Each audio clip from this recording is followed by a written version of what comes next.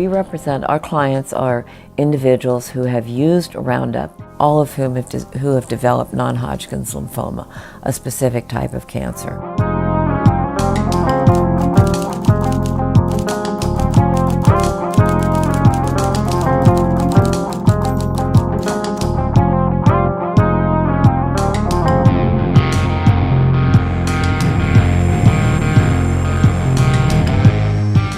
Thousands of documents. We also, of course, have the documents that have come out through the litigation now. So pieces of the puzzle are starting to fall into place, and some of those documents show pretty clearly Monsanto anticipated that IARC would find glyphosate to be possibly or probably carcinogenic. They knew this, they anticipated this, they talk in their internal documents about being vulnerable with the science, epidemiology, toxicology, mode of action, others. They express worry and fear months before IARC even sat down to meet.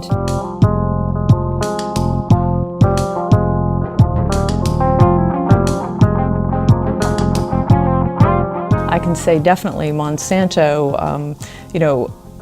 has a much more aggressive style in terms of pressuring journalists. And they also, of course, we've seen try to pressure scientists.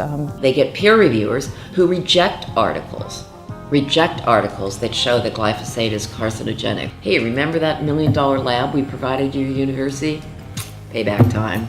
And you think I'm joking? I'm not joking. It is that direct and that sad. For me, what's been very striking in the Monsanto papers so far is that they really show how Monsanto pretends to defend science, but actually actively undermines it. How Monsanto abuses the moral authority of science for its own commercial gain. We've seen that major parts, very important parts of the EU assessment of glyphosate have been copy-pasted straight from Monsanto.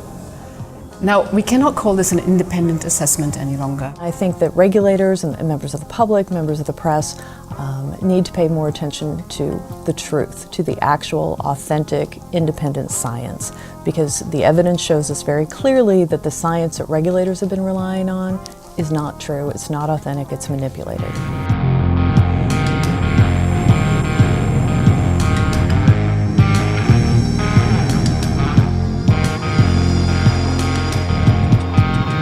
We want people to become aware so that they don't have to go through this, and so that they don't use Roundup and don't get cancer.